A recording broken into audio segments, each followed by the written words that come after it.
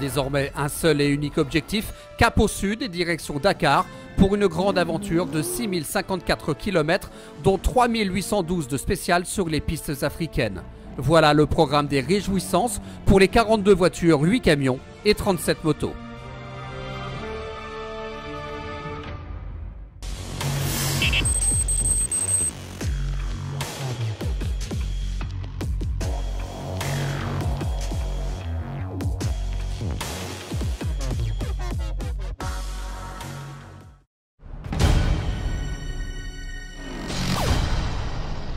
On était curieux de retrouver Palander Solvalseter qui n'avait plus piloté sa KTM depuis un an. En manque de rythme, il s'est montré prudent ce premier jour pour assurer l'essentiel et promettre une montée en puissance jusqu'au lac Rose. Il boucle cette journée en 3e position, 2 minutes derrière Paolo Cecchi qui a impressionné le Norvégien. Après avoir doublé le Valsetter au kilomètre 20, Cecchi va ensuite rouler avec ce dernier jusqu'à l'arrivée, pensant bien avoir remporté cette première spéciale. Mais c'était sans compter sur un jeune surdoué de 18 ans. Gabe Sella dispute son premier grand rallye raid. Valsetter l'avait prédit, c'est un véritable espoir, il faudra s'en méfier. D'entrée, l'Israélien a frappé un grand coup en signant le scratch. C'est incroyable, c'était une magnifique étape, la piste était parfaite, les paysages magnifiques avec des montagnes partout.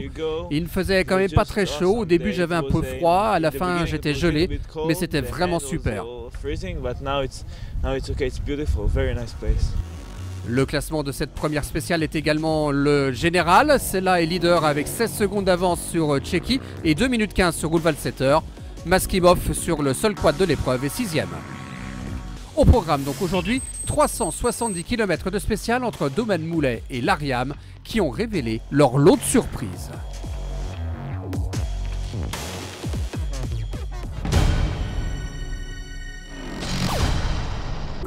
Car des surprises, il y en a eu du côté des favoris en moto.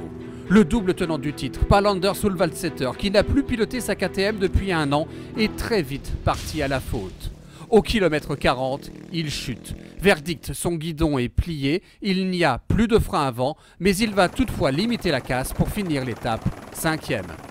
Juste derrière Martin Benko, le Slovaque n'a au contraire rencontré aucun problème majeur.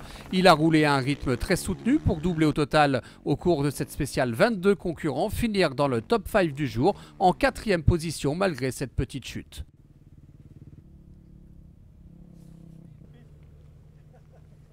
Autre très belle perf, celle du régional Arité Gabari. Le Marocain, déçu de sa prestation de la veille, s'est beaucoup amusé aujourd'hui. Quand on lui parle de l'éventuelle difficulté des dunes, il sourit et compare cela à une autoroute. Et c'est vrai qu'il est allé très vite ce mardi. Il remonte 9 concurrents et franchit la ligne à la 3e place. À 29 minutes de celui qui se distingue depuis 2 jours, Gabe Sella. Malgré une chute au kilomètre 5, l'Israélien a encore une fois brillé. Il a franchi pour la première fois des dunes en course et le jeune homme de 18 ans apprend très vite.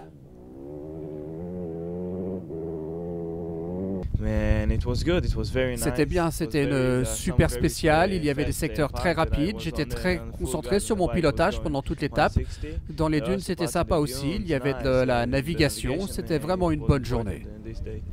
Sella finit 2e à 1 minute 30 du vainqueur du jour, Paolo Cecchi.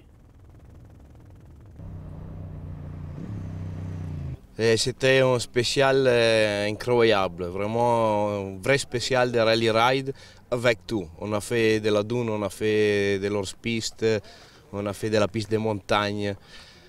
Très difficile à la navigation, mais je suis très content parce qu'on a pris encore un peu plus de feeling avec la moto et on a gagné aujourd'hui et donc très content.